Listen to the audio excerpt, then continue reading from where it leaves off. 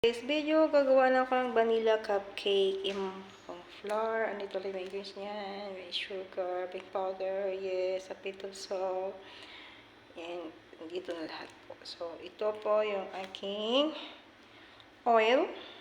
Meron akong 1/3 cup of oil, 3 egg yolk, and then egg white. Pinag-separate ko na. And the water is 1 cup of water. So, while po baking ang ating mga i-reheat natin yung oven and then 180 Celsius. And habang mainit yan, mag-bake na tayo. Ilalagay na natin yung flour.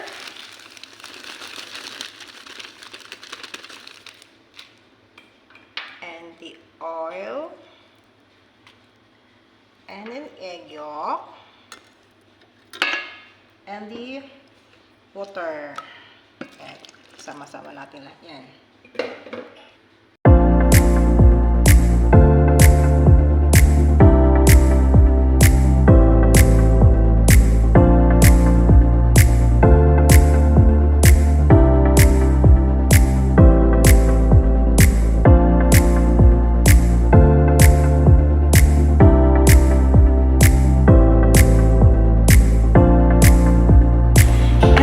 Isasalin natin dito sa palanggana na malinis. And then next, ilagay ng bumira. Ilagay natin yung egg white. A little bit sugar para magiging. And then we start.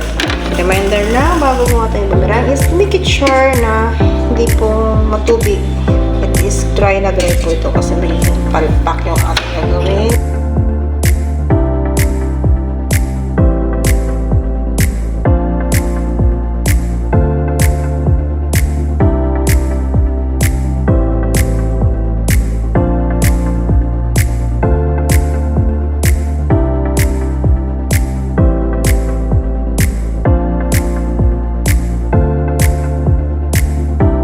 Maging ganito po yung ating ginawa.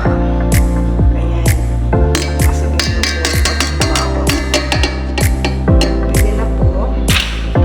Ayan. Para magiging soft. Ayan. So yung ating cake na magagawa. Ayan. Mix together na natin yung unang ginawa na flour. Ihalo natin sa background.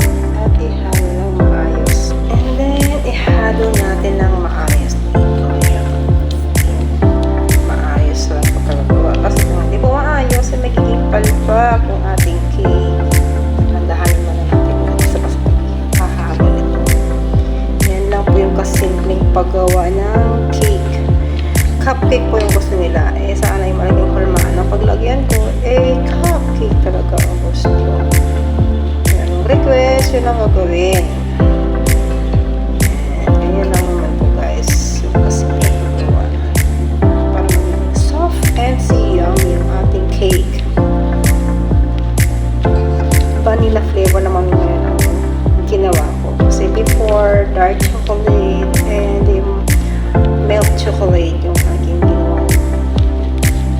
Kaya ito naman is iba. Yung request nila. Walang request nila, yan na